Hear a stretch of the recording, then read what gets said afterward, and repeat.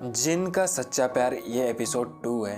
हम लोगों ने एपिसोड 1 के लास्ट तक देखा था कि वो लड़की उस जिन को उस तांत्रिक से आज़ाद करवा के ले आती है, पर उस जिन को ये नहीं बताती है कि उसके बदले उसको क्या देना पड़ा है, क्योंकि तांत्रिक ने उसके बदले आने वाली पूर्णिमा के दिन उसकी बलि मांगी थी और वो उसकी बलि देकर इस जो संसार है इसका वो बेताज बादशाह बनना चाहता था। लड़की हाँ कर देती है और वो तांत्रिक उस जिन को छोड़ देता है। अब जिन और वो लड़की जो थी ये दोनों एक साथ रहने लगते हैं। ये दोनों कब एक दूसरे को पसंद करने लगे इन दोनों को भी नहीं पता, क्योंकि क्या होता है जब लड़की उसको बचाती है तो उसके लिए उसके पास फीलिंग थी जिसके कारण उसने उसको बचाया था। नहीं तो कोई भी आज के समय में अपना जान कुर्बान नहीं करता है, लेकिन उस लड़की ने अपनी जान के बारे में नहीं सोचा, उसके जान के बारे में सोचा, क्योंकि उस जिन में उसको एक चीज़ अच्छा लगा जो कि उसका दिल था। जो वो कहा था कि मैं जब किसी का बुरा करता हूँ तो उसका पछतावा जो होता है, मतलब उसका जो पीड़ा होता है वो मैं खुद भी भोगता हूँ उस मंत्र के जरिए से। ये लड़की ने जब सुना तो उससे उसको प्यार हो गया। अब ये लोग दो जिस्म एक जान थे। जिन और ये लड़की दोनों एक साथ रहने लगे। कुछ दिन चलते गया और वह मौनी पूर्णिमा के दिन उसका बलि होने वाला था, जिस दिन अमावस्या पूर्णिमा दोनों एक बार लगता है और वह कम से कम 20 या 25 साल में एक बार आता था, ठीक है। और वह अब 3 महीने बाकी थे उसको आने के लिए। ये लोग एक दूसरे से बहुत ज़्यादा अटैच्ड हो गए थे। जिन जो था वो उसे कहता है मैं तुम्हारे बिना नहीं रह सकता हूँ, तुम जब चली जाती हो अपने काम पे तो मेरा दिल नहीं लगता है, तुम्हारे साथ जब मैं रहता हूँ तो समय का पता नहीं चलता है, तुम जब नहीं रहती हो तो मुझे तुम्हारे बगैर 1 मिनट नहीं कटता है, मेरी सांसों में तुम बस चुकी हो, मैं सांस भी लेता हूँ तो तुम्हें याद करता हूँ, मैं सोता भी हूँ तो मैं तुम्हें याद करता हूँ, मैं कुछ भी करता हूँ तो हर जगह तुम रहती हो। जैसे इंसान को जिंदा रहने के लिए खाना पानी और ऑक्सीजन चाहिए, यानी सांस लेना चाहिए, उसी प्रकार से मुझे जिंदा रहने के लिए तुम्हारी यादें चाहिए, तुम्हारा साथ चाहिए। मैं तुम्हें एक पल के लिए भी दूर नहीं कर सकता हूँ अपने से। ये लड़की जब सुनती है तो लड़की भी कहती है मेरा भी हाल कुछ ऐसा ही है, पर क्या करें, काम तो करना ही पड़ेगा। वो लड़की कहती है कि मैं तुम्हें कुछ मांगूंगी तो दोगे मुझे? तो वो जिन कहता है हाँ बिल्कुल, बोलो ना क्या चाहिए तुम्हें।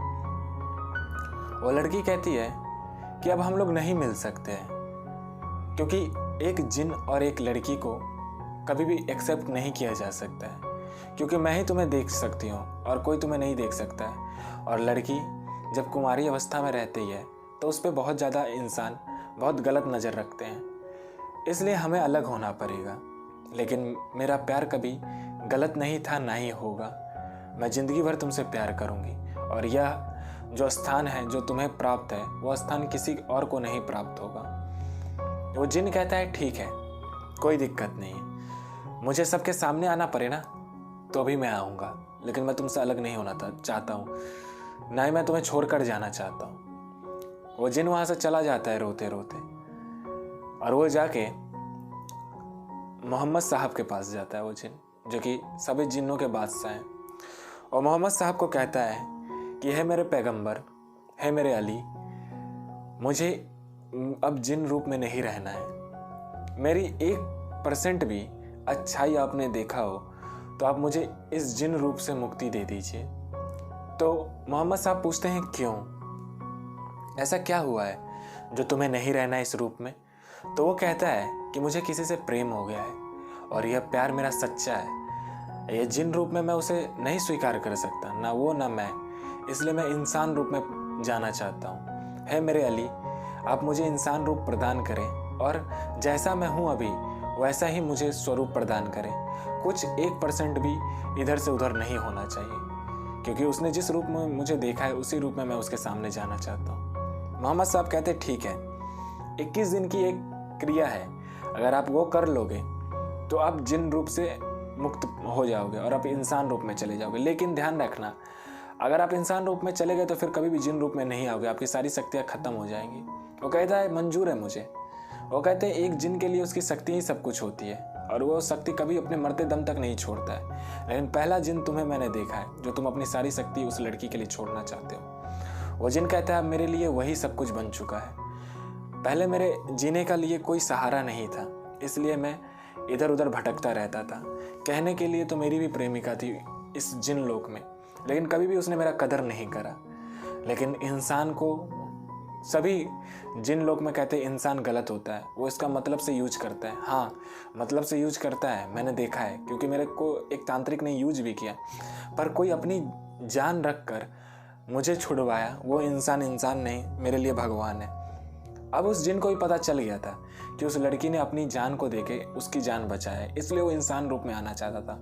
वो 21 दिन की क्रिया करके जिन रूप से इंसान के रूप में आकर उसके सामने आ जाता है और कहता है मैं आ चुका हूँ इंसान रूप में, अब तो तुम मुझे प्राप्त करोगी ना, कि अभी भी नहीं करोगी।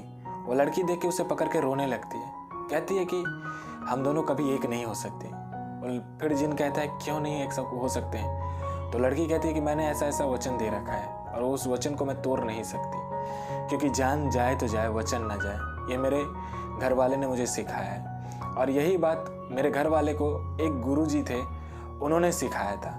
वो गुरुजी कौन थे वो मैं डिस्क्लोज नहीं करूँगा यहाँ पे, तो समझदार को इशारा काफ़ी है। तो वो जिन कहता है ठीक है, कोई बात नहीं, मैं तुम्हें बचाऊँगा, चाहे मेरी मौत क्यों ना हो जाए। अब वो दिन आ चुका था जिस दिन उसको मरना था, उस लड़की को। वो तांत्रिक अपनी शक्तियों से उस लड़की को उठा के लेकर आ जाता है, और वो जिन भी दौड़ता दौड़ता उसके पीछे आता है। एक बहुत बड़ी खंडर सी गुफा थी जिसके अंदर इसे लेकर आया होता है। वो लड़की को मारने ही वाला होता है कि वो जिन आ जाता है और कहता है कि रुक जाओ, इसे मत मारो। वो कहता है अरे दुष्ट जिन, तो इंसान रूप में आ चुका है। कहता है हाँ, मैं दुष्ट जिन था, लेकिन वो भी तुम्हारे लिए था। मैं तुम्हारे कहे अनुसार चलता था, क्योंकि मैं तुम्हारा गुलाम था, और इन्होंने मेरे को जीना सिखाया है, तो इतनी जल्दी तो मैं इन्हें मरने नहीं दूंगा, चाहे मेरी मौत क्यों ना हो जाए। वो कहता है ठीक है, तेरी भी अभिलाषा पूर्ण कर देता हूँ। वो जिन पर मंत्र पढ़ने ही वाला होता है कि वो लड़की उसको धक्का दे देती है, और वो क्या करता है, जिन को कैद कर लेता है। और जिन जब कैद हो जाता है तो लड़की को जब ही मारने वाला होता है, गला काटने वाला होता है, कि वो कहता है जिन रुक जाओ, थोड़ा सा चलो फ्लैशबैक में। और फिर हम लोग फ्लैशबैक में जाते हैं, जहाँ पे मोहम्मद साहब को उस जिन ने कहा था कि आप मेरी सारी शक्तियाँ छीन लो, पर मुझे एक शक्ति दे दो बस। मोहम्मद साहब कहते कौन सी शक्ति?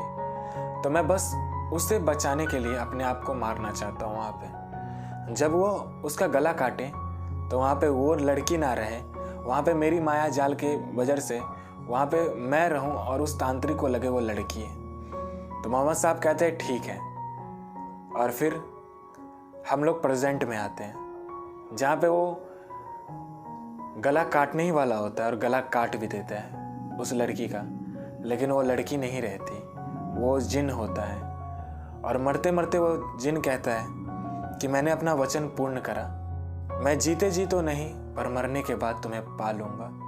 मेरा प्यार सच्चा था, और प्यार वही है जो खुद को मिटा के किसी को बचाया जा सके। वो लड़की रोने लगती है, तड़पने लगती है, कहती है मुझसे भूल हो गया, मैं तुमसे बहुत प्यार करती हूँ, तुम लौट आओ, मैं तुम्हारे बगैर नहीं रह सकती, या तो मुझे भी तुम मार दो। लेकिन उस पूर्णिमा के दिन एक ही बलि होना था और वो हो चुका था। इस गुस्से में वो लड़की क्या करती है, उस तांत्रिक को उसी के तलवार से मार देती है। तब तक वहाँ पे उस जिन की थोड़ी सी आत्मा रहती है और थोड़ा सा पावर रहता है। वो उसे एक लाल पत्थर देता है और कहता है मैं फिर से लौट कर आऊँगा, मेरा प्यार सच्चा है। और जिसका प्यार सच्चा होता है ना, वो सातों जन्म साथ होते हैं, उन्हें कोई अलग नहीं कर सकता। मैं लौट कर आऊँगा, इस पत्थर को अपने पास रखो, मैं इसी के जरिए तुमसे कांटेक्ट करूँगा और तुम्हारे पास आऊँगा। आज तक वो लड़की उस पत्थर को लेकर रखी हुई है, इस आस में कि वो जिन आएगा। अगर प्यार सच्चा होता है तो जरूर आता है। और इसका एपिसोड 3 बहुत जल्द आएगा कि उसे वो जिन मिला या नहीं मिला। अगर आपको भी ये स्टोरी अच्छा लगा तो मेरे चैनल को सब्सक्राइब कर दीजिए और एक प्यारा सा लाइक कर दीजिए, ऐसे स्टोरी को आगे बढ़ाने के लिए। तो ये स्टोरी 3 सुनना है तो ऐसे ही लाइक कीजिए।